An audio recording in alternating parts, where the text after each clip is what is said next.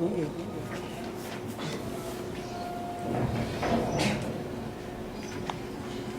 تو کوئی شروع کرو.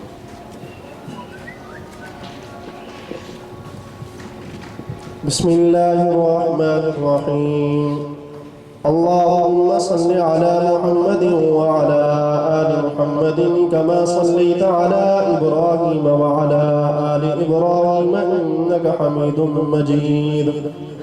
اللهم بارك على محمد وعلى آل محمد كما باركت على إبراهيم وعلى آل إبراهيم إنك حميد مجيد. عن بحر بن حكيم عن أبيه عن جده أنه سمع رسول الله صلى الله عليه وسلم يقول في قوله تعالى: كنتم خير أمة أخرجت للناس، قال: أنتم تتمون 70 أمة أنتم خيرها وأكرمها على الله تعالى. الحمد لله وحده لا شريك له والصلاة والسلام على من لا نبي بعده. أما بعد فأعوذ بالله من الشيطان الرجيم. بسم الله الرحمن الرحيم. ما آتاكم الرسول فخذوه وما نهاكم عنه فانتهوا. اللهم صل على محمد وعلى آل محمد كما صليت على إبراهيم وعلى آل إبراهيم إنك حميد مجيد. اللهم بارك على محمد وعلى آل محمد كما باركت على إبراهيم وعلى آل إبراهيم إنك حميد مجيد. اللہ رب العزت نے انسان کی ہدایت اور رہنمائی کے لیے تقریباً 1.25 لاکھ انبیاء علیہم السلام کو مبعوث فرمایا، جن میں 313 رسل ہیں جن کو مستقل شریعتیں دے کر امت کی طرف بھیجا. ان سب سے آخر میں حضور اکرم صلی اللہ علیہ وسلم کو نبی ہی نہیں آخری نبی بنا کر بھیجا گیا. کچھ ضرورتیں نبی کی ہیں اور کچھ ضرورتیں آخری نبی کی ہیں. نبی اور آخری نبی کی ضرورتوں کو سمجھنے کے لیے ایک حدیث مبارک ذہن نشین فرما لیں. حضرت ابو ہریرہ رضی اللہ تعالیٰ عنہ فرماتے ہیں، نبی کریم صلی اللہ علیہ وسلم نے ارشاد فرمایا: فضلت علی الانبیاء بست. اللہ رب العزت نے کچھ مخصوص 6 چیزیں مجھے عطا فرمائیں اور اس کی بنیاد پر مجھے اللہ نے فضیلت عطا فرمائی. وہ 6 چیزیں کون سی ہیں؟ اعطیت جوامع الکلم ونصرت بالرعب وحلت لی الغنائم وجعلت لی الارض مسجدا وطہورا وارسلت للخلق کافہ. یہ ہیں 6 چیزیں. عام طور پہ اس حدیث کی تشریح میں ختم بی النبیین کو 6ٹھی چیز پیش کی جاتی ہے، جبکہ ختم بی النبیون 6ٹھی چیز نہیں ہے. وہ ایک دعویٰ ہے جس پر 6 دلیلیں ہیں. وہ ایک مقصد ہے جس کی 6 ضرورتیں ہیں. اس لفظ کو کھولنے کے لیے میں بلا مبالغہ عرض کرتا ہوں کم از کم 1 گھنٹہ میں صرف اسی پر بات کروں تو آپ کو احساس ہو کہ میں نے یہ شرح کیوں کی ہے. کیونکہ آپ ہمیشہ اس حدیث کی شرح یوں ہی سنیں گے کہ اللہ کے نبی نے فرمایا کہ مجھے 6 چیزیں دی ہیں.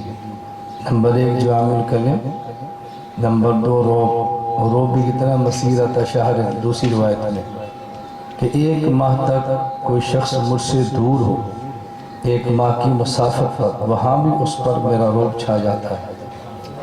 وحلت لی الغنائم، مال غنیمت میرے لیے حلال کیا گیا. جعلت لی الارض مسجدا وطہورا، پوری زمین کو میرے لیے سجدہ گاہ اور پاک کرنے والا بنایا گیا. وارسلت الی الخلق کافہ، اور تمام مخلوق کا نبی بنایا. اور 6ٹھی چیز ختم بی النبیین، مجھے آخری نبی بنایا. میں اسے ہٹ کے شرح عرض کر رہا ہوں کہ اللہ کے نبی نے فرمایا کہ مجھے اللہ نے 6 چیزیں دی ہیں: جوامع الکلم، نمبر 2 روب، نمبر 3 مال غنیمت کا حلال ہونا، نمبر 4 پوری زمین کو سجدہ گاہ بنانا، نمبر 5 پوری زمین کو طہور پاک کرنے والا بنانا، नंबर 6 पूरी मखलूक का नबी होना। ये ख़ुतम भी नबीयून क्या है, मैं ये अर्ज़ कर रहा था, कुछ ज़रूरतें नबी की हैं, कुछ आखिरी नबी की। ये 6 ज़रूरतें नबी की नहीं हैं, आखिरी नबी की हैं। ये 6 ज़रूरतें नबी की नहीं हैं, आखिरी नबी।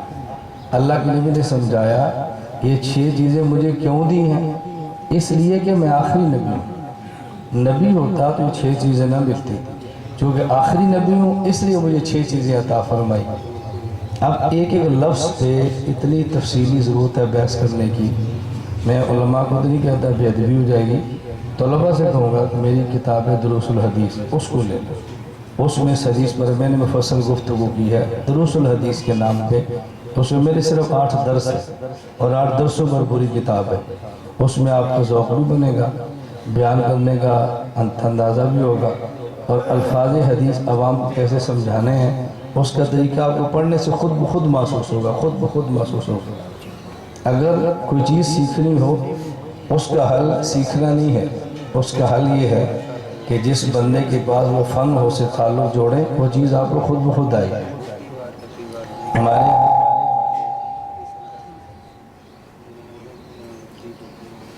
हमारे यहाँ एक बार आपके इल्म में मुफ्ती अब्दुल बाबा साहब आए, तो उनके पास किताब थी उनकी अपनी, उसका नाम है गलबन आई खिताबत सीखी या खतीब कैसे बनते हैं, इस किस्म का नाम था। तो मैंने मुफ्ती साहब से मजाक में कहा, मैंने कहा हज़रत मुफ्ती रशीद अहमद गंगोई रहमतुल्लाह अलैह, ये बैत हुई हज़रत हाजी इमदादुल्लाह महाजिर मक्की रहमतुल्लाह अलैह से। तो किसी ने हज़रत से पूछा कि आप इनसे इतने बड़े मुफ्ती हैं और आप इनसे बैत क्यों हुए? मुफ्ती रशीद अहमद गंगोई फरमाने लगे, लड्डू कैसे बनता है ये हमें पता है, और बना बनाया कहाँ मिलता है, हाजी साहब के पास। उनको ये नहीं बनता कि बनता कैसे है, लेकिन बना बनाया मौजूद है। हमें पता है कि बनता कैसे है, लेकिन हमारे पास लड्डू नहीं है। यानी अल्लाह कैसे मिलता है ये तो शायद हम तकरीर कर लें, वहाँ कैसे है पता, लेकिन मिला हुआ है वो। तो मैंने मुफ्ती से कहा कि खिताबत कैसे होती है ये आप ही किताब पढ़ लें, और हमारे पास किताब खतीब किसे कहते हैं आप हमें देख लें। मैंने कहा आप किताब लिख सकते हैं, घंटा खिताबत नहीं कर सकते, और हम 5 मिनट में चाहे तो मजमा उठा दें, चाहे तो इसको सुला दें। 1 मिनट का बयान 1 घंटे में कर लें, 1 घंटे के 1 मिनट ले आए। मैंने कहा ये है खिताबत। वैसे हम मजाक में कर रहे थे, तो मैं तलबा से कहता हूँ, मुझे बहुत से तलबा कहते हैं उस्ताद जी हमने मुनाजरा पढ़ना क्या करें? मैंने कहा मुनाजर से यारी लगा लें। खतीब पढ़ना क्या करना, खतीब से यारी लगा लें। अल्लाह अल्लाह करना क्या करें, खानका में किसी का मुरीद हो जाए। तजारत सीखनी क्या करें, सूतर बाज़ार ये कपड़ा मंडी पर जाकर किसी ताजर के पास दुकान पर बैठ जाए, आपको सलीका आ जाएगा ना कपड़ा कैसे बेचना है। ये तर्ज है दुनिया का। खैर मैं बड़ी मुख्तसर बात करता हूँ। मैं पहले भी अर्ज़ कर रहा था कि हमारा माटो नो लेट नो वेट है, ना तख़ीर ना इंतज़ार, हमारी तबीयत है। मुझे मौलाना अब्दुल्ला हदीस पर मैं 12 बजे, मैं ठीक 12 बजे यहाँ पहुँच गया था। रस्ते मौलाना अब्दुल रशीद साहब का रुका, तो मौलाना फरमाया कि तो बड़ा टाइम है। मैंने कहा मुझे 12 का टाइम दिया, बड़े का मुझे नहीं पता, मैंने वक्त पे जाना है। मैं खैर अर्ज़ कर रहा था, अल्लाह के नबी ने फरमाया कि मुझे एक चीज़ दी जवामिउल कलिम, इसी को थोड़ा सा आप समझें। एक नबी और एक आखिरी नबी, कुछ ज़रूरतें नबी की हैं, कुछ आखिरी नबी की। नबियों को कलम मिलता है, आखिरी नबी को जवामिउल कलिम मिलता है। एक है कलमा, एक है कलमा जामिया। कलमा कहते हैं लफ्ज़ वज़िअ लिमाना मुफ़रदिन, ऐसा लफ्ज़ जिसका एक माना हो। कलमा जामिया कहते हैं लफ्ज़ एक हो माना 1000 हो। ऐसे अल्फाज जिनका एक माना ये नबी की ज़रूरत है, और ऐसा लफ्ज़ जिसका 1000 माना ये आखिरी नबी की ज़रूरत है। नबी की नहीं, आखिरी नबी की। पहला नबी एक बस्ती का नबी, पहला नबी एक कौम का नबी, पहला नबी एक वक्त का नबी। 3 लफ्ज़ में रखना, एक इलाके का नबी, एक कौम का नबी, और एक वक्त तक के लिए। हमारे नबी अक़वाम आलम के नबी, तमाम ज़मानों के नबी, और तमाम मकानात के नबी। ये हमारे नबी। मैं ठीक करना, अब देखो ठीक हो गया। असल में स्पीकर वाले ऐसे करते हैं, हमें तंग होती है। मैं कहता हूँ माइक सीधा करो, स्पीकर को नीचे रखो। बात समझ आ गई? میں بولے ایسے کرتے ہیں، ہم کہتے ہیں اس کو ایسے رکھو، منہ اوپر کر دو، مجھ کو تو آواز اس میں ڈالتا ہے۔ یہ اسپیکر والے جاتے ہیں، میں کہتے ہیں تسی کدی کدی میں دن 3 جلسے کرتا ہوں، تو مجھے پتہ ہے اسپیکر کیسے رکھنا ہے۔ ہم مولانا قاسم صاحب کو دیکھتے ہیں اسپیکر کہاں رکھنا ہے، وہ دوسرا نے ویکھے نا تو سمجھ پڑی۔ مولانا توسیع صاحب اسپیکر اپنے ڈبے میں ساتھ رکھتے تھے، اسپیکر کے لیے میں اپنا نام رکھنا۔ جو بندہ کام کرتے ہیں نا اس کو سمجھ، اس کی ٹینشن کیا ہوتی ہے وہی سمجھتے ہیں۔ چلے میں عرض کر رہا تھا، ایک ہے کلمہ جامعہ، ایک قوم کا نبی، علاقے کا نبی، ایک وقت کا نبی، اس کو اتنے مسئلے چاہیے جو علاقے کے لیے کافی، ایک بستی کا نبی اتنے مسئلے چاہیے بستی والوں کے لیے کافی، ایک زمانے کا نبی اتنے مسئلے چاہیے جو زمانے کے لیے کافی، اور جو نبی اقوام عالم کا ہے اس کو اتنے مسائل چاہیے جو ہر قوم کے لیے کافی، ایک نبی ہر مکان کا ہے اس کو اتنے مسئلے چاہیے جو ہر مکان کے لیے کافی ہے، ایک نبی قیامت تک کے لیے ہے اس کو اتنے مسئلے چاہیے کہ قیامت تک والے ہر وقت میں کام آئے۔ اب قیامت تک نبی کے افراد کتنے ہیں، قومیں کتنے ہیں، اللہ کے علم میں تو ہے، ہمارے علم کے مطابق غیر محدود ہے۔ تو جب افراد غیر محدود ہے، زمین غیر محدود ہے، اب بتائیں وقت غیر محدود ہے، تو ہمارے پیغمبر کو مسائل چاہیے جو کہ غیر محدود، سینکڑوں ہزاروں لاکھوں کروڑوں اربوں خربوں کی بات نہیں ہے، غیر محدود۔ ہم غیر محدود کو چھوڑ لیں، محدود کر لیں، ہمارے نبی کو خربوں مسائل چاہیے۔ اب اگر اللہ خربوں مسائل کے لیے نبی کو خربوں آیات اور احادیث دیتا، کوئی اس آیات اور احادیث کو لکھ نہ سکتا، کوئی آدمی محفوظ نہ کر سکتا، کوئی اس کو یاد کر نہ سکتا، تو امت کے مسائل حل کیسے ہوتے؟ اللہ نے کرم یہ کیا، نبی کو آیات 7,500 تقریباً دی ہیں، احادیث 50,000 تقریباً دی ہیں۔ آیات اور احادیث کا مجموعہ 57,000 ہے، اس سے زیادہ ہرگز نہیں ہے۔ بعض محدثین کی رائے احادیث 4,000 ہیں، بعض کی رائے 10,000 ہیں، بعض کی رائے 50,000، 50 کے اوپر کا کوئی محدث کسی کا ارشاد نہیں ہے۔ آپ کو تعجب ہوگا، ہم نے سنا امام بخاری کو 6 لاکھ یاد ہیں، یحییٰ بن مدینی کو 10 لاکھ یاد ہیں، تو یہ کیسے کہتے ہیں 50,000 ہے؟ یہ فرق اچھی طرح سمجھیں۔ محدث حدیث کسے کہتے ہیں؟ ایک حدیث کا متن، ایک حدیث کی سند، اللہ کے نبی نے کیا فرمایا، اللہ کے نبی نے کیا کیا، یہ متن ہے، اس کو نقل کس نے کیا، یہ سند ہے۔ اب بات سمجھنا، اللہ کے نبی نے موضع پر مسح کیا، یہ ایک اللہ کے نبی کا فعل ہے، اس کو 70 صحابہ نے نقل کیا۔ اب ہم کہیں گے حضور نے موضع پر مسح کیا، یہ متن ایک ہے، نقل کرنے والے 70 صحابہ ہیں، تو محدثین کہتے ہیں کہ موضع پر مسح کرنے کی حدیثیں 70 ہے، حالانکہ ایک تھی، نقل 70 نے کیا، ایک 70 بن گئی۔ اس طرح جو حضور کے اعمال، آپ کے افعال، تقریرات، وہ تو ہیں 50,000، ایک ایک کو نقل کرنے والے کئی ہوتے ہیں، اس اعتبار سے تعداد لاکھوں میں جاتی ہے۔ تو میں یہ عرض کر رہا تھا، اب آیات اور احادیث کو ملائیں 57,000 اور مسائل چاہیے خربوں۔ اب اللہ خربوں مسائل کے لیے خربوں آیات اور احادیث دیتا، نہ کو حافظ ملتا، نہ آپ کو پورا قرآن حدیث کی لکھا وہ لائبریری میں ملتا۔ اللہ نے کرم کیا، خربوں مسائل کے لیے 57,000 آیات اور احادیث دے دی ہیں۔ خرب مسئلے، خرب الفاظ یہ کلم ہے، اور خرب مسئلے 50,000 الفاظ یہ جوامع الکلم ہے۔ ہمارے نبی کو کلم نہیں دیے، ہمارے نبی کو جوامع الکلم دیے۔ میں سمجھانے کے لیے مثال دیتا ہوں، قیامت تک آنے والے انسان کو جتنا پانی چاہیے زمین کے نیچے اللہ نے پیدا فرما دیا ہے، قیامت تک چلنے والے جہاز کو جتنا فیول چاہیے زمین کے نیچے پیدا فرما دیا ہے، قیامت تک چلنے والے جنریٹر اور چولہے کو جتنا گیس چاہیے زمین کے نیچے پیدا فرما دیا ہے، قیامت تک چلنے والے انجن اور فیکٹری کو جتنا ڈیزل پٹرول چاہیے یہ زمین کے نیچے پیدا فرما دیا ہے، اللہ نے پیدا فرما دیا لیکن زمین کے نیچے رکھا ہے، زمین کے نیچے نہ رکھتے اللہ قیامت تک آنے والے انسان کی ضرورت کے لیے جو پانی پیدا فرمایا زمین کے اوپر رکھ دیتے، سیلاب آتا کوئی ایک بندہ زندہ نہ بچتا، فیول گیس پیٹرول کو زمین کے اوپر رکھ دیتے، آگ لگ جاتی، لوگ مر جاتے، کوئی زندہ نہ رہتا۔ کرم یہ کیا زمین کے نیچے یہ ساری چیزیں پیدا فرما دی، اوپر زمین کی تہ رکھ دی ہے تاکہ انسان کی جان کو نقصان نہ پہنچے، اور جب جتنا پانی چاہیے اس کو نکالنے کے لیے امت کو انجینئر اللہ دے دیتے ہیں جو زمین سے پانی نکالتا ہے ہماری ٹینکی تک پہنچاتا ہے، زمین سے فیول نکالتا ہے جہاز میں ڈال دیتا ہے، زمین سے پیٹرول نکالتا ہے ہماری گاڑی کی ٹینکی تک پہنچا دیتا ہے۔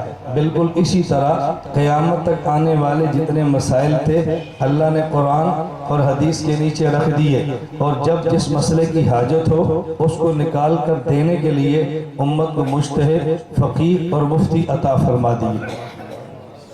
اب سارے مسائل اللہ احادیث میں رکھ دیتے، جو میں نے نقطہ کہنا ہے نا یہ آپ کو آخر میں سمجھ آئے کہ میں نے کہاں تک لے کر جانا ہے۔ میں پھر کہتا ہوں علماء کی بات نہیں کہتا، کم از کم طلبہ کے دماغ میں بات نہیں کہ میں نے آپ کو کہاں تک لے جانا ہوتا ہے۔ میری شروع میں تقریر نہیں سمجھ آتی مولانا صاحب کیا کہہ رہے ہیں، میں کہتا ہوں بس 1 گھنٹہ سنتے رہیں، آخر میں 1 منٹ میں آپ نتیجہ نکال لیں گے کہ میں نے آپ کی خدمت میں کیا گزارشات پیش کی ہیں۔ اتنی بات سمجھ آ گئی، نبی کی ضرورت کلمہ اور آخری نبی کی ضرورت کلمہ جامعہ، توجہ رکھنا۔ اب قیامت تک آنے والے جتنے مسائل تھے ہر مسئلے کے لیے مستقل حدیث ہوگی، ہر مسئلے کے لیے مستقل حدیث ہوگی، تو یہ تو کلم ہو گیا نا۔ ہر مسئلے کے لیے حدیث، یہ کلمہ ہے یا کلمہ جامعہ ہے؟ ہر مسئلے کے لیے آیت، یہ کلمہ ہے کلمہ جامعہ ہے؟ اور 1000 مسئلے کے لیے ایک حدیث، یہ کیا ہے؟ ہمارے نبی آخری نبی ہے، نبی نہیں ہے، نبی کو اللہ کلم دیتے، ہمارے نبی کو جوامع کلم، جو یہ کہے کہ ہر مسئلے پر مستقل حدیث چاہیے، اس کا معنی وہ حضور کو نبی مانتا ہے، آخری نبی نہیں مانتا۔ وہ نبی مانتا ہے، آخری نہیں مانتا، اور ہم نبی مانتے ہیں آخری مانتے ہیں، تو پھر ہر مسئلے پر حدیث چاہیے نہیں، پھر ہزاروں مسائلوں کی حدیث ایک ہو، پھر ہر مسئلے پر حدیث نہیں ہوگی۔ اور یہ میری بات نہیں، یہ امام بخاری، مسلم، ترمذی، فقہا سب کی یہی بات ہے، صرف ہمیں سمجھ نہیں آتا یہ بات کہاں لکھی ہے، یہ بات کہاں سے نکلتی ہے۔ میں اس لیے کہہ رہا ہوں اب آپ ایمان سے بتاؤ، یہ جو پوری دنیا میں ایک ایشو پھیلایا جا رہا ہے مسئلے پر حدیث ہے، حدیث ہے، حدیث ہے، اس کا معنی یہ ہے امت کو غیر شعوری طور پہ درس دیا جا رہا ہے ہم نبی کے امتی ہیں، آخری نبی کے امتی نہیں ہیں، کچھ گنجائش نکلی ہے، ابھی نبی چاہیے۔ اس لیے جو مرزا قادیانی جس نے نبوت کا دعویٰ کیا یہ اس طبقے سے تعلق رکھتا ہے جو کہتے ہیں ہر مسئلے پر حدیث چاہیے، ان سے نہیں ہے جو کہتے ہیں ہر مسئلے پر حدیث نہیں، ایک حدیث کے نیچے کی مسئلے۔ آپ کو نہ یقین آئے تو اس پر آپ تحقیق فرما لیں، سرچ فرما لیں، کتب دیکھ لیں، پھر آپ کو پتہ چلے گا یہ مرزا غلام احمد کن میں سے۔ ہر مسئلے پر حدیث نہیں، آپ ہر مسئلے پر حدیث پیش ہی نہیں کر سکتے۔ ابھی پرسوں ہم ہری پور میں تھے، میں گزر رہا تھا کہ ادارے میں رکا، علماء آن فان جمع ہو گئے، ایک متضع فرمان لگے اگر کوئی بندہ پوچھے کہ ہم رفع دین نہیں کرتے اس کو کیا جواب دیں؟ میں نے کہا اس کو جواب دے امام اعظم ابو حنیفہ فرماتے ہم اس لیے نہیں کرتے۔ مجھے کہتے امام صاحب کو مانی نہ تو پھر میں نے کہا پہلے اس سے بات کریں کہ امام صاحب کو ماننا ہے یا نہیں ماننا۔ مجھے کہتے ہیں تو کوئی جواب نہیں ہے، تو میں نے کہا پھر کیا جواب دے؟ میں نے کہا کیا جواب دے؟ مجھے کہتے ہیں بس 1 منٹ کا جواب دے جس پر مطمئن ہو جائے، 1 منٹ کا۔ میں نے کہا چلیں میں 1 منٹ کا دیتا ہوں، پھر میں دیکھتا ہوں مطمئن ہوتا ہے کہ نہیں۔ میں نے کہا جی ایک حدیث میں رفع دین کیا، ایک میں نہیں کیا، ہم کس پہ عمل کریں؟ ہم میں منٹ کا جواب دیں۔ امام نووی نے شرح مسلم میں لکھا ہے ایک مسئلے پر 2 حدیثیں ہوں تو جو عمل پہلے کا ہو محدث پہلے ذکر کرتا ہے، جو عمل بعد کا ہو محدث حدیث بعد میں لاتا ہے۔ جن کتابوں میں رفع دین کے کرنے نہ کرنے کی حدیثیں ہیں ان میں ہر کتاب میں کرنے کی پہلے ہیں نہ کرنے کی بعد میں ہے، اس سے پتہ چلتا ہے کہ حضور کا آخری عمر رفع دین نہ کرنے کا تھا۔ وہ سب فرماتے ہیں امام بخاری تو نہ کرنے کی لائے نہیں، تو آپ کہتے تھے عوام کو سمجھانی، آپ شروع کر دیا۔ جب میں نے مناظرہ طرز اختیار کیا آپ کہتے عوامی بات کرو، کسی ایک جگہ پر تو آپ قبلہ کھڑے رہو نا۔ یا تو آپ کو مسئلہ سمجھانا ہے، میں نے سمجھا دیا، اب جو آپ نے سوال کیا ہے یہ مناظرانہ سوال ہے، عامیانہ، مجھے کہتے ہیں مناظرانہ، میں نے کہا آپ کہتے ہیں ایسی بات جو عامی آدمی کو 1 منٹ میں کہہ دیں، کبھی 1 منٹ میں کوئی بات ہوتی ہے؟ دنیا کا سب سے آسان اور غیر متنازع کام تبلیغی جماعت کا ہے، ان کے 6 نمبر بھی 1 منٹ میں آپ بیان نہیں کر سکتے، اور ایک اختلافی مسئلہ 1 منٹ میں سمجھا دو، میں نے کہا کیسے ہو سکتا ہے؟ میں صرف خیر لمبی بات ہے، میں اس پہ تو گفتگو نہیں کرتا، میں یہ عرض کر رہا تھا اللہ نے ہمیں قرآن بھی دیا ہے، حدیث بھی دی ہے، اور جوامع الکلم دیے ہیں، اللہ نے کلم نہیں دی، اس لیے ہمارے ہاں قرآن کریم بھی ہے، احادیث بھی ہیں، اور اس کے باوجود فقہ کی ضرورت ہے، اس کے باوجود فقہ کی ضرورت ہے۔ جو شخص فقہ کا انکار کرتا ہے، میں سمجھتا ہوں فقہ کو سمجھا نہیں ہے، سمجھ لیتا کبھی بھی انکار نہ کرتا۔ فقہ قرآن کے خلاف نہیں ہے، فقہ حدیث کے خلاف نہیں ہے، فقہ کس کا نام ہے؟ قرآن، حدیث، اجماع اور قیاس سے جو مسئلہ ثابت ہو اس کا نام فقہ ہے، وہ قرآن کے خلاف نہیں ہوتی، قرآن سے ہوتی ہے، حدیث کے خلاف نہیں ہوتی، وہ حدیث سے ہوتی ہے۔ ہوتا یہ ہے کہ بس اوقات ہمارے سامنے ایک حدیث ہوتی ہے اور دوسری نہیں ہوتی، اور امام کے سامنے دونوں ہوتی ہیں، وہ ایک میں سے مسئلہ نکال لیتا ہے اور دوسری کا خاص جواب دے دیتا ہے، ہمیں اس جواب کا پتہ نہیں ہوتا تو ہم سمجھتے ہیں کہ امام کو حدیث کا پتہ ہی نہیں ہے۔ اس پر میں ایک چھوٹا سا واقعہ پیش کرتا ہوں۔ میں مکہ مکرمہ میں تھا، ایک شخص کے بارے میں کہا جی یہ حنفی تھا، امام ابو حنیفہ کو مانتا تھا، مقلد تھا، اور اب اس نے فقہ چھوڑ دی ہے۔ میں نے کہا بھی مرضی ہے چھوڑ دے، ہم مجبور تھوڑی کرتے ہیں، لیکن ہمیں دلیل بتا سکتے ہو کیوں چھوڑی ہے؟ دلیل بتا سکتے ہو؟ اب ذرا دلیل سننا آپ کو تعجب ہوگا۔ اس نے کہا جی میں نے اس لیے چھوڑی ہے کہ حضرت امام اعظم ابو حنیفہ رحمۃ اللہ علیہ فرماتے ہیں اگر کوئی میرا مسئلہ آپ کے سامنے آئے، آپ اس مسئلے کو چیک کر لیں، اگر حدیث کے مطابق ہو تو لے لیں، حدیث کے خلاف ہو تو چھوڑ دیں۔ دوسری بات، اب میں نے ایک مسئلہ دیکھا جو حدیث کے خلاف تھا اور میں نے فقہ چھوڑ دی ہے اور میں نے حدیث کو لے لی ہے۔ مسئلہ کون سا ہے؟ فقہ میں مسئلہ ہے کہ جب امام جمعے کے دن خطبہ دے رہا ہو اور آپ مسجد میں داخل ہوں تو باتیں بھی نہ کریں، سنتیں بھی نہ پڑھیں، یہ فقہ میں مسئلہ ہے۔ اور میں نے حدیث پاک میں دیکھا رسول اللہ صلی اللہ علیہ وسلم خطبہ دے رہے تھے، سامنے سے ایک صحابی مسجد میں داخل ہوئے اور وہ بیٹھ گئے، آپ نے اسے پوچھا ہر رکعتا تو نے نفل پڑھے ہیں؟ انہوں نے کہا نہیں، فرمایا قم فرقہ تو کھڑا ہو اور پڑھ لے۔ اور فقہ میں لکھا ہے نہ پڑھے، حدیث میں اللہ کے نبی نے پڑھائے ہیں۔ اب 2 باتیں ذہن میں آ گئی۔ پہلے اصول کیا ہے کہ میرا مسئلہ چیک کرو، حدیث کے خلاف ہو تو چھوڑ دو، حدیث کے مطابق ہو تو لے لو۔ پھر میں نے مسئلہ چیک کیا، وہ حدیث کے خلاف تھا، میں نے فقہ چھوڑ دی اور میں نے حدیث لے لی۔ اب اللہ کرے میرے جملہ آپ سمجھنے میں دیر لگتی ہے۔ میں نے کہا بیٹا اگر امام صاحب کا یہ جملہ تو سمجھ لیتا کہ میرا مسئلہ چیک کرو تو کبھی چیک نہ کرتا، اگر تو یہ جملہ سمجھ لیتا کبھی چیک نہ کرتا۔ آپ بھی کہیں گے اس میں سمجھنے والی بات کون سی؟ میں نے کہا نمبر 2، اگر مسئلہ سمجھ جاتا تو کبھی تو فقہ کو نہ چھوڑتا۔ امام صاحب کا جملہ سمجھ لیتا تو چیک نہ کرتا، مسئلہ سمجھ لیتا تو فقہ نہ چھوڑتا۔ مجھے کہتا جی اس میں سمجھنے والی کون سی بات ہے؟ میں نے کہا میں دلیل بعد میں دوں گا، پہلے تجھے ایک مثال دیتا ہوں، اور میں اکثر اپنے علماء کی خدمت میں عرض کرتا ہوں کہ جب آپ کے پاس مسئلہ کے لیے کوئی عالم آئے دلیل دیا کریں، اور جب غیر عالم آئے تو پھر مثال دیا کریں، فوراً دلیلیں نہ دیا کریں، آپ اس کو مثالوں سے قائل کیا کریں اور دلائل بعد میں دیں۔ میں اس پر ایک بطور لطیفے، ہمارے لطیفے ہنسنے والے نہیں ہوتے، وہ دلائل والے ہوتے۔ میں نے خیر پر میرس جمعہ پڑھایا، جمعے کے بعد نوجوان 2-3 بیٹھ گئے، اب انہوں نے مسئلہ پوچھا کہ مولانا صاحب تقلید کرنا واجب ہے؟ میں نے کہا واجب ہے۔ اگر کسی امام کی تقلید نہ کریں پھر؟ میں نے کہا گناہ ہوتا ہے۔ امام ابو حنیفہ کسی کی تقلید کرتے تھے؟ میں نے کہا نہیں۔ تو پھر ان کو گناہ ہوتا تھا؟ میں نے کہا نہیں۔ کہتا ہے جب تقلید کرنا واجب ہے، نہ کرو گناہ ہے، امام حنیفہ خود کسی کے مقلد نہیں ہے تو وہ بھی تو گناہ گار ہوں گے نا۔ میں نے کہا دو مسئلے میں آپ سے پوچھتا ہوں، آپ نے ایک پوچھا ہے، مجھ سے دو مسئلے۔ میں نے کہا میں وہ پوچھوں گا جو آپ کو آتے ہیں، وہ نہیں پوچھوں گا جو آپ کو نہیں آتے۔ میرا مقصد شرارت کرنا نہیں، میرا مقصد آپ کو مسئلہ سمجھانا ہے۔ مجھے کہتے جی کون سا؟ میں نے کہا پہلا مسئلہ، کیا ہر انسان کے لیے نبی کا کلمہ پڑھنا فرض ہے؟ مجھے کہتے جی ہاں۔ میں نے کہا بتاؤ حضور پاک کس کا کلمہ پڑھتے؟ کہتے کسی کا بھی نہیں۔ میں نے کہا کیوں؟ کہتا ہے اس لیے کہ وہ خود نبی تھے، نبی کسی کا کلمہ کیوں پڑھے گا؟ میں نے کہا دوسرا مسئلہ، باجماعت نماز ضروری ہے؟ مجھے کہتے ہیں جی ہاں۔ میں نے کہا باجماعت نماز نہ پڑھے کہا جی گناہ ہوتا ہے۔ میں نے کہا باجماعت کسے کہتے ہیں؟ کہا چند لوگ امام کے پیچھے کھڑے ہوں۔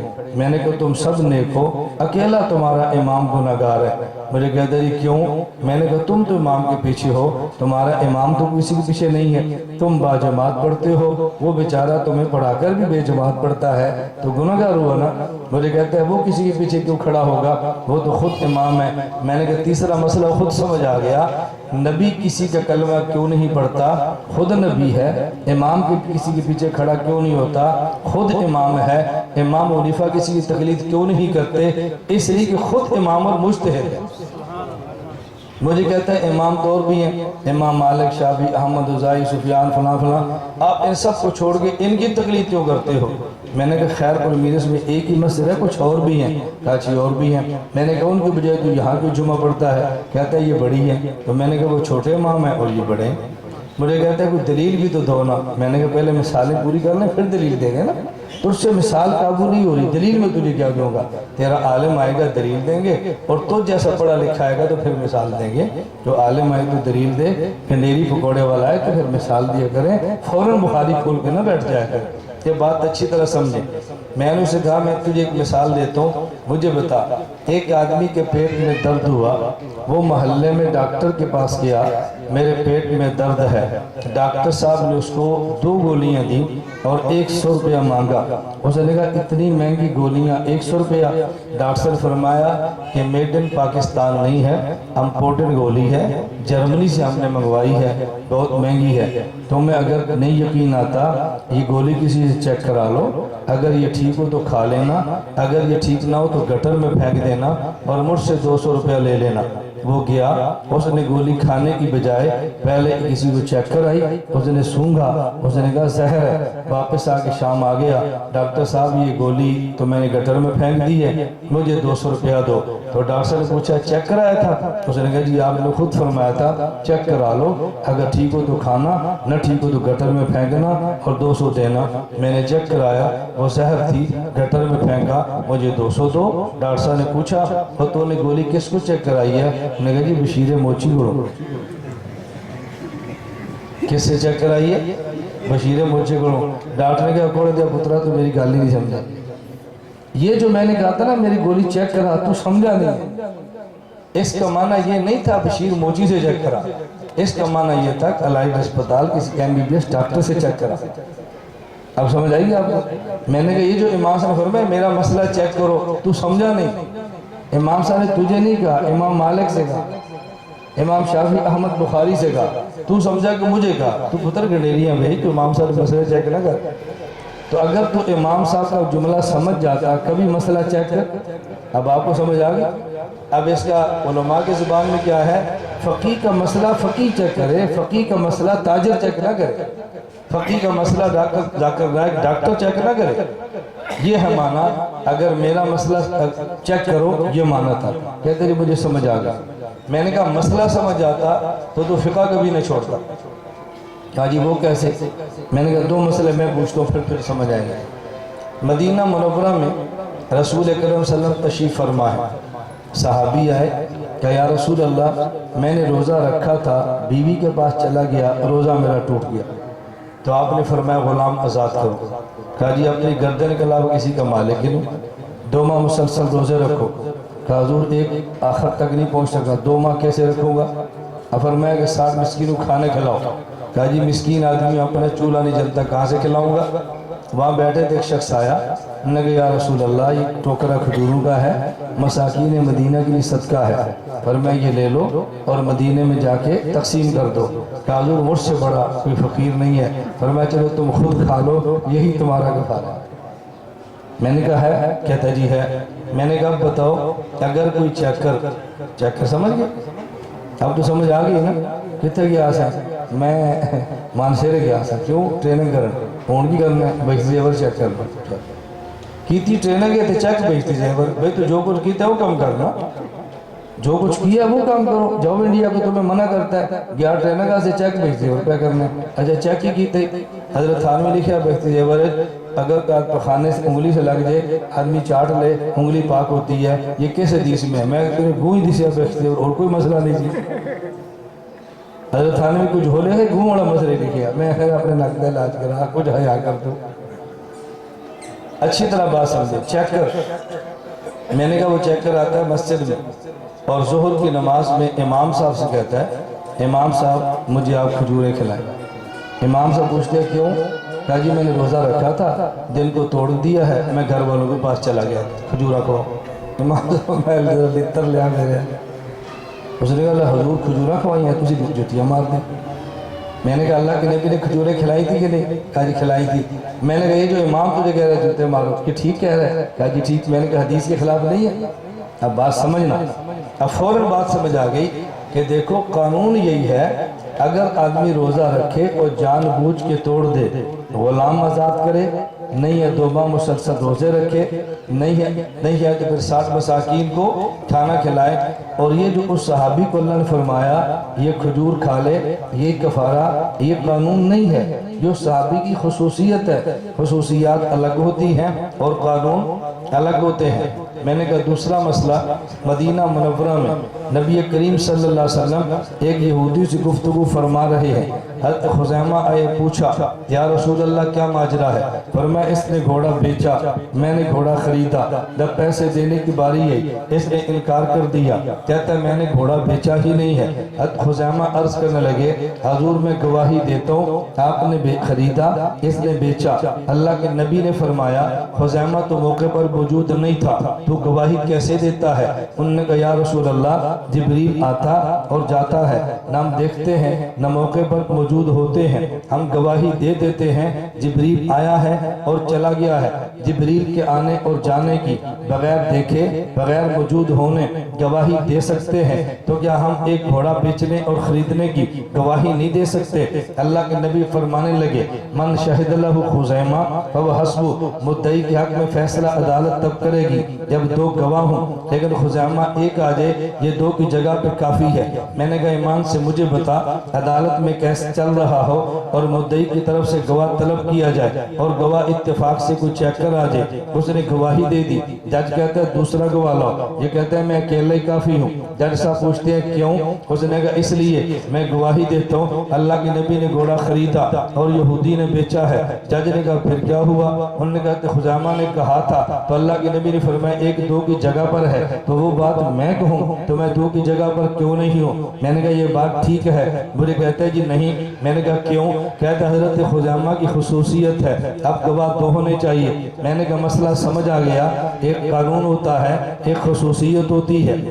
مجمع الزوائد میں روایت اور قانون موجود ہے کہ جب امام خطبے کے لیے منبر پر بیٹھ چکا ہو اس وقت تو مسجد میں داخل ہو فلا صلاۃ ولا کلام، اب گفتگو بھی نہیں کرنی، اب نماز بھی نہیں پڑھنی۔ یہی وجہ اللہ کے نبی خطبہ دے رہے تھے، صحابی مسجد میں داخل ہوئے، ان کے علم میں قانون تھا، وہ بیٹھ گئے، ان نے سنت نفل نہیں پڑھے۔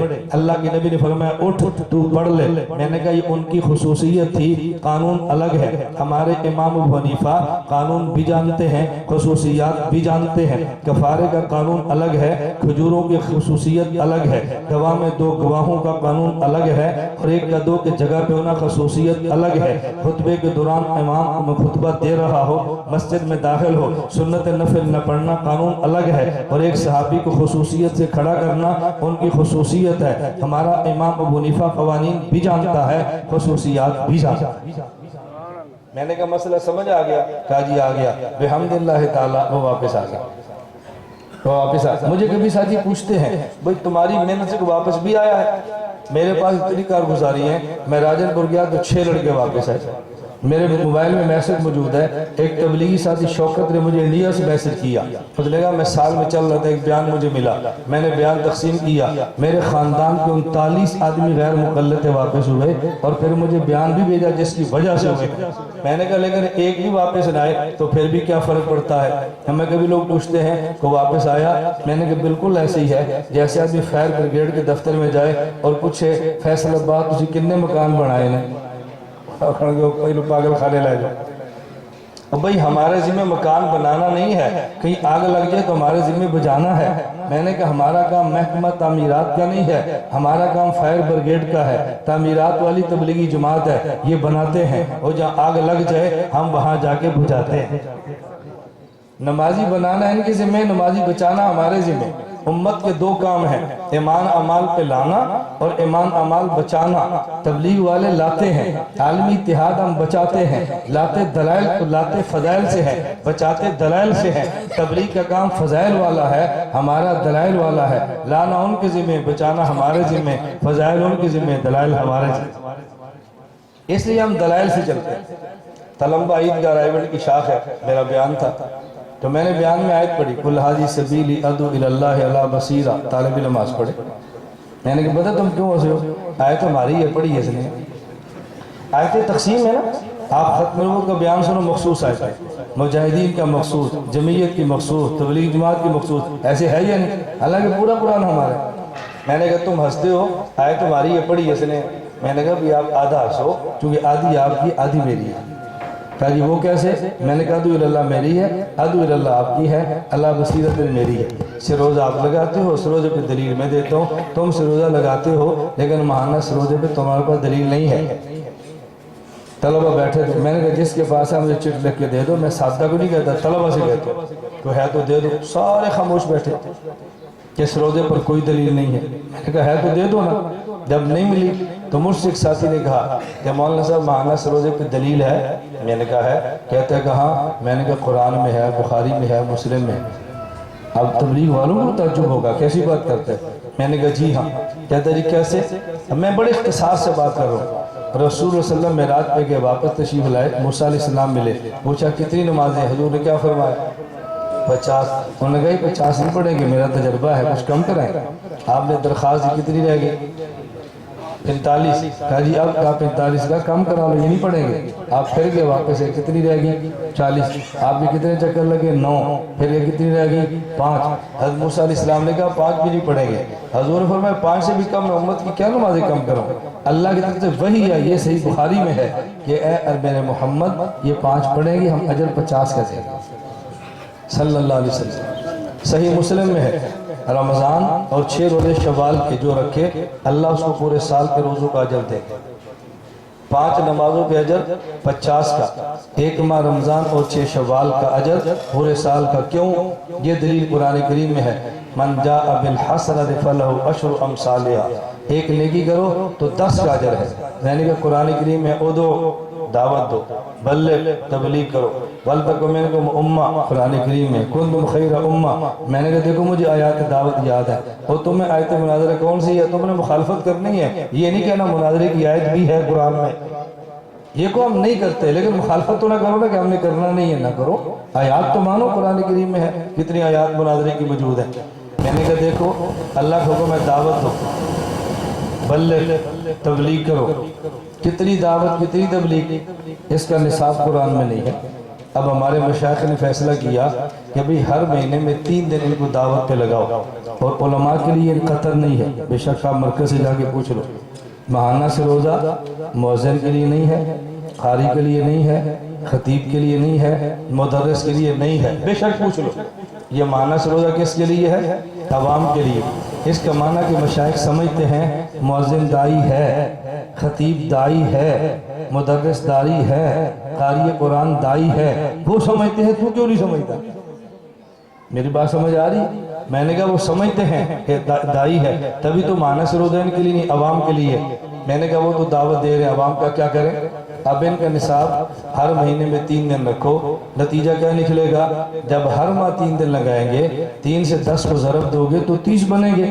ہر ماہ 3 دن لگانے سے پوری زندگی دعوت کا کام کرنے کا اجر ملتا ہے۔ اس لیے ہم نے ماہانہ سے روزہ رکھا ہے۔ دلیل قرآن میں بھی ہے، بخاری میں بھی ہے، مسلم میں بھی ہے۔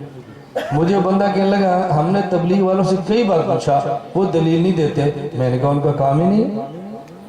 آپ کئی بار مٹھائی کی دکان پہ جاؤ، میرے پیٹ میں درد ہے، وہ مٹھائی والا آپ کو پھکی نہیں دے گا، وہ آپ کو انجیکشن نہیں لگائے، اس کے لیے آپ کہاں جانا پڑے گا؟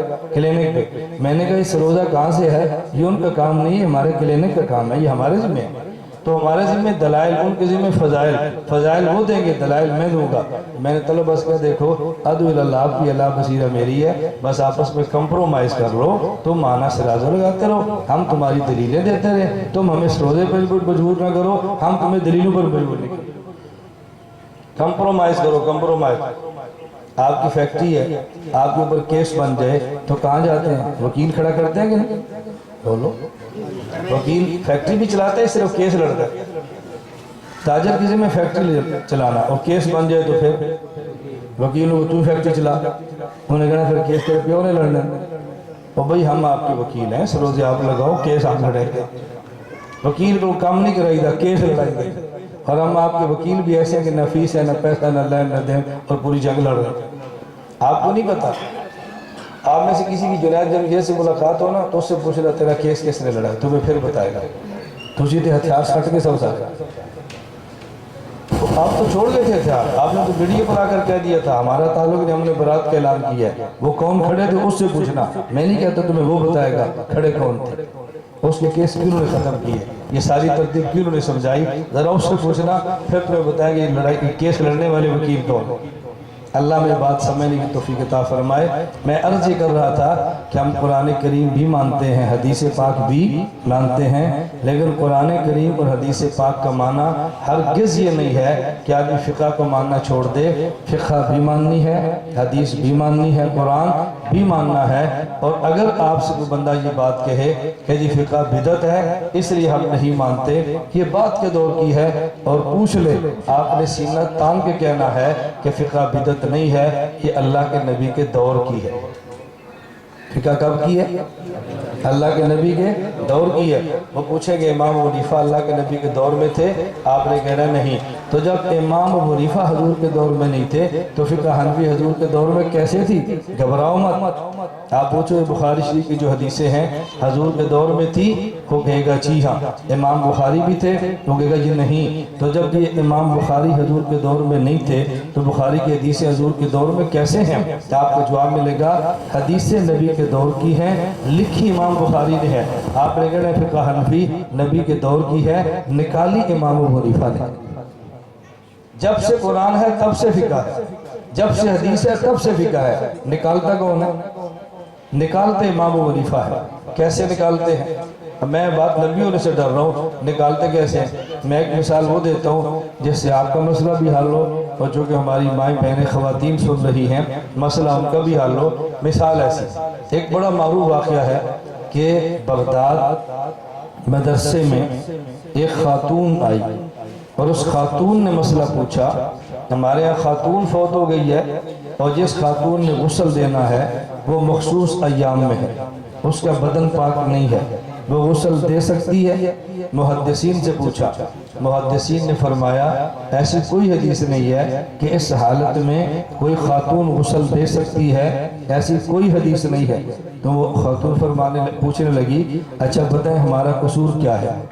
اگر مسئلہ حدیث میں نہیں تو ہم کہاں جائیں؟ وہ محدثین کے پاس تو حدیث نہیں تھی، لیکن محدثین تھے بہت دیانتدار، انہوں نے کہا مائی ہمارے پاس حدیث تو نہیں ہے، یہ جو اگلے کمرے میں مفتی صاحب بیٹھے ہیں فقی ابو سعود بغدادی، ان سے جا کے مسئلہ پوچھ لو۔ وہاں چلی گئی، اس نے جا کر ان سے پوچھا، فقی فرمانے لگے جی ہاں یہ آپ غسل دے سکتی ہیں اس حالت میں۔ واپس گئی، محدثین نے پوچھا فقی کیا فرماتے ہیں؟ حاجی وہ فرما رہے ہیں غسل دے سکتی ہے۔ انہوں نے کہا دلیل کیا دی ہے؟ ہمیں دلیل کی ضرورت نہیں تھی، ہم نے دلیل پوچھی بھی نہیں ہے۔ کہا ذرا دلیل تو پوچھ کر آؤ۔ وہ خاتون واپس گئے اور فقیہ سے جا کر پوچھا، انہوں نے فرمایا دلیل اس کی حدیث میں موجود ہے۔ حدیث کون سی ہے؟ اب یہ حدیث بخاری شریف میں موجود ہے۔ وہ فرمانے لگے ام المومنین امی عائشہ رضی اللہ تعالی عنہ فرماتی ہے مسجد نبی میں اللہ کے نبی معتکف تھے اور میرا حجرہ بالکل مسجد نبی کے متصل تھا۔ رسول اللہ صلی اللہ علیہ وسلم مسجد نبی میں اعتکاف فرما رہے تھے اور آپ کو حاجت تھی اپنے سر مبارک کو تلوا لیں، تو مسجد نبی میں آپ بیٹھے رہے، میں پیچھے اپنے کمرے میں رہی، تو نبی کریم صلی اللہ علیہ وسلم نے مسجد نبی میں بیٹھ کے اپنا سر مبارک میرے کمرے کی طرف نکال دیا اور میں آپ کے سر مبارک کو دھوتی رہی کہ وَأَنَا حَائِزٌ، اور میں اسی حالت میں تھی جس حالت میں عورت مہینوں میں ہوتی ہے۔ میں نے نبی پاک کے غسل سر مبارک کو غسل دیا۔ فقیہ ابو ثور بغدادی فرمانے لگے اگر اس حالت میں عورت پیغمبر کے سر کو دھو سکتی ہے، اس حالت میں عورت میت عورت کو بھی دھو سکتی ہے۔ واپس گئی، ان نے پوچھا وہ فقیہ کیا کہتے ہیں؟ ان نے کہا یہ حدیث پیش کی ہے۔ اب جو محدثین تھے ان حدیث کی سندیں بیان کرنی شروع کی، مجھے فلاں سند سے پہنچی، فلاں سے پہنچی، فلاں سے پہنچی۔ اس عورت نے کہا پہلے تم کہاں تھے؟ جب مفتی نے مسئلہ بتا دیا ساری تمہیں سندیں یاد آ گئی۔ تو دیکھو مسئلہ حدیث میں یوں ہوتا ہے اور فقیہ یوں نکال کے دیتا ہے۔ میں کبھی اس کی مثال دیتا ہوں، ایک شخص آئے اور آپ سے آ کر کہے کہ جی میرا مسئلہ ہے، میرے ابا جی اسپتال میں داخل ہے اور ڈاکٹر صاحب نے فرمایا کہ تم ایسا کرو کہ 2 بوتل تیل لے 2 بوتل یہ لاؤ خون، تمہارے ابا جی کو خون دینا ہے۔ وہ مسئلہ ہمارا نہیں تھا، وہ اپنے مدرسے میں گیا، مولانا صاحب ابا جی بیمار ہیں اور ڈاکٹر کہہ رہے ہیں کہ 2 بوتل خون لاؤ، تو کیا خون دینا شرعاً جائز ہے؟ حضور قرآن و حدیث وہ فرماتے ہیں کہ بھئی خون دینا تو جائز نہیں ہے، خون لینا جائز ہے۔ ڈاکٹر سے کہو تمہارے ابا کا 1 بوتل خون نکال لیں۔ اس نے کہا وہ مر جائے گا، کہا مرے یا جیے ہم شریعت کے پابند ہیں۔ نبی پاک صلی اللہ علیہ وسلم کے دور میں جو بندہ بیمار ہوتا تو حجامہ لگوا کے ان کا خون نکالا کرتے تھے، خون دیا نہیں کرتے تھے، نکالا کرتے تھے، تو خون نکالو مریض ٹھیک ہو جائے گا۔ میں نے کہا تم کیا کرو گے؟ وہ اب کہتا ہے میں کسی حنفی مفتی سے مسئلہ پوچھوں وہ کیا کہے گا؟ کہ بیٹا ان سے نہ پوچھو، حدیث میں مسئلہ موجود نہیں ہے، وہ قیاس کریں گے تو تقلید کرے گا تو مشرک ہو جائے گا۔ اس نے کہا جی اگر ان کے پاس جاؤ تو میرا ایمان فنا، تمہاری مانو ابے کی جان فنا، بتاؤ ہم کہاں جائیں؟ اب اس نے مسئلہ بنا آ گیا، حضرت آپ بتائیں ہمارے مفتی فرمائے بالکل اب ابے کو 2 نہیں 4 بوتل خون کی دے دو۔ اس نے پوچھا حدیث؟ کہا بالکل حدیث کے اندر ہے۔ کہا کون سی حدیث ہے؟ اچھا یہ بتاؤ اپنے بدن کا خون نکالنا جائز ہے؟ ویسے ہی آپ خون نکالے اور جسم سے کاٹے؟ کہا بالکل جائز نہیں ہے۔ کہا ایک بدن کا خون کا قطرہ باہر نکالنا گناہ ہے اور جب حجامہ میں اتنا نکالتے ہو تو وہ کیسے جائز ہے؟ کہا جی وہ تو بیمار کو صحت مند بنانے کے لیے نکالتے ہیں۔ کہا بیٹا پتہ چلا خون نکالنا جائز نہیں ہے، لیکن اگر مریض کی صحت کا مسئلہ ہو تو پھر نکالنا جائز ہے۔ تو یہ جو ہم خون دیتے ہیں دینا بھی جائز نہیں ہے، لیکن بیمار کی صحت کا مسئلہ ہو تو پھر دینا جائز ہے۔ جس وجہ سے نکالتے تھے نا اسی وجہ سے اب دیتے ہیں۔ اس وقت خوراک ناقص تھی، خوراک زبردست تھی، خون نکالنا پڑتا مریض ٹھیک ہوتا۔ اب خوراک کمزور ہیں، اب خون دینا پڑتا ہے تو مریض ٹھیک ہوتا ہے۔ تو جس دلیل سے نکالتے ہیں اسی دلیل سے دیتے ہیں۔ تو دلیل تو ایک ہے۔ اب دیکھو اب چھوڑ دو فقہ کو تو مسائل کیسے ہوں گے؟ میں نے آپ سے بڑی شارٹ کٹ بات کی ہے، اللہ میں بات سمجھنے کی توفیق عطا فرمائے۔ ہم قرآن بھی مانتے ہیں، حدیث بھی مانتے ہیں اور فقہ بھی مانتے ہیں، تو فقہ کو قرآن کے خلاف کبھی نہ کہنا، حدیث کے خلاف کبھی نہ کہنا۔ اللہ ہم سب کو قرآن کریم کی تعلیمات کی بھی توفیق عطا فرمائے، حدیث کی بھی توفیق عطا فرمائے، فقہ کو پڑھنے پڑھانے کی توفیق عطا فرمائے۔ اور یہ مدارس جن میں یہ دینی بہاریں چل رہی ہیں، اللہ میں ان مدارس کے ساتھ وابستہ رہنے کی توفیق عطا فرمائے۔ اللہ مجھے بھی توفیق دے، اللہ آپ کو بھی توفیق عطا فرمائے۔ مولانا عبداللہ عدیل صاحب دان برکاتہم نے فاطمہ زہرا کے نام سے خواتین کا مدرسہ قائم کیا ہے۔ کب قائم کیا؟ میں تب سے اس مدرسے سے ہمارا تعلق ہے، کبھی نہ کبھی آنا جانا رہتا ہے۔ اس علاقے خواتین کے لیے یہ بہت بڑی نعمت ہے، اللہ اسے قدر کی توفیق عطا فرمائے۔ مشکات کے طلبہ ہیں، میں ان سے بھی گزارش کروں گا بھئی آپ کے چھٹی میں کچھ وقت ہو تو 12 دن ہمیں خدمت کے لیے دو۔ تھوڑے وقت میں آدمی تھوڑی باتیں ہی کہہ سکتا ہے۔ 14 مئی سے 26 مئی تک ہمارے 12 دن کا دورہ تحقیق المسائل ہوگا۔ طلبہ اور طلبہ سے بڑھ کے علماء سے گزارش کروں گا کہ 12 دن کے لیے آپ تشریف لائیں، آپ کو خود محسوس ہوگا اس 12 دن میں فائدہ کتنا ہوا ہے۔ تو 12 دن میں 32 کے لگ بھگ ہمارے ہاں اس سے زیادہ مسائل نکلتے ہیں۔ صبح 7:30 بجے 14ویں سبق شروع ہوگا، اور انشاءاللہ 26 میں 11 بجے ہمارا دورہ ختم ہو جائے گا، تو آپ اس میں آنے کا ارادہ فرمائیں۔ ہم نے مردوں کے لیے تو کوئی قید رکھی نہیں ہے، خواتین کے لیے عالمانہ شرط ہے، کیونکہ وہ دور ہوتی ہیں، پردے میں ہوتی ہیں، مسائل سے عموماً ان سے دلچسپی نہیں ہوتی، بڑی ہو تو کچھ سمجھ آتا ہے، چھوٹیوں کے بس میں مسائل کو سمجھنا نہیں ہوتا۔ اللہ میں اپنے عقائد اور مسائل اہل سنت والجماعت احناف دیوبند کے اپنانے کی توفیق عطا فرمائے۔ باقی میری آپ سے گزارش ہے، آپ حضرات چاہیں تو نماز کے عنوان کی کتاب ہے نماز اہل سنت والجماعت، آپ لوگ اس کا اہتمام کریں، آپ یہ کتاب رکھ لیں، آپ ہزاروں کتابوں سے بے نیاز ہوں گے۔ جیسے میں نے پہلے عرض کیا، قرآن کریم کا درس کا شوق ہے، تو جو درس دیتے ہیں نا، ایک مرتبہ حالت دروس القرآن کا مطالعہ کر لیں۔ درس حدیث آپ مسجد میں دیتے ہیں، ایک بار دروس الحدیث کا مطالعہ فرما لیں۔ اس طرح چھوٹی چھوٹی ہماری بعض کتب ہیں تو آپ کے مطالعے کے لیے بے حد مفید ہے، آپ دعا فرمائیں، دعا کے بعد یہ آپ کتب پڑھی ہوگی، تو جو حضرات مطالعے کا شوق رکھتے ہیں کتب لیں اور مطالعہ فرمائیں، اور جن کا میڈیا سے تعلق ہو ان کی خدمت میں ایک نمبر پیش کرتا ہوں، وہ نوٹ فرما لیں۔ روزانہ 8 سے لے کر 10 منٹ کا بیان آپ کو بغیر 1 روپیہ خرچ کیے ملتا رہے گا، 1 روپیہ خرچ۔ لیکن وہ لوگ جو واٹس ایپ استعمال کرتے ہیں، عام موبائل کے اندر وہ آئے گا نہیں، نمبر لکھ لیں جن کو واٹس ایپ کا ذوق ہو۔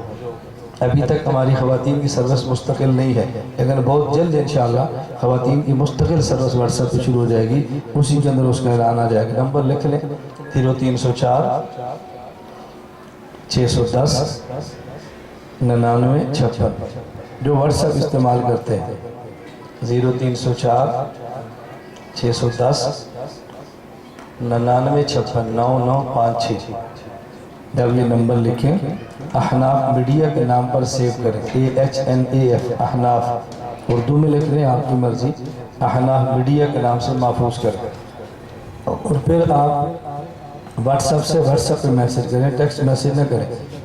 واٹس ایپ مثلا عبداللہ نام ہے تو آپ لکھیں السلام علیکم عبداللہ فیصل آباد، اتنا لکھ کے میسج کر دیں، 2 یا 3 دن کے بعد آپ کے موبائل پہ بیان آ جائے گا، اور پھر ڈیلی بیسس پہ بیان انشاءاللہ 8 سے 10 منٹ کے آتے رہیں گے، اور آپ کو عقائد اور دلائل پہ اتنا مواد جمع ہوگا، آپ کسی کو سمجھا سکیں یا نہ سمجھا سکیں انشاءاللہ، اور آپ کا گھر محفوظ ہو جائے گا انشاءاللہ۔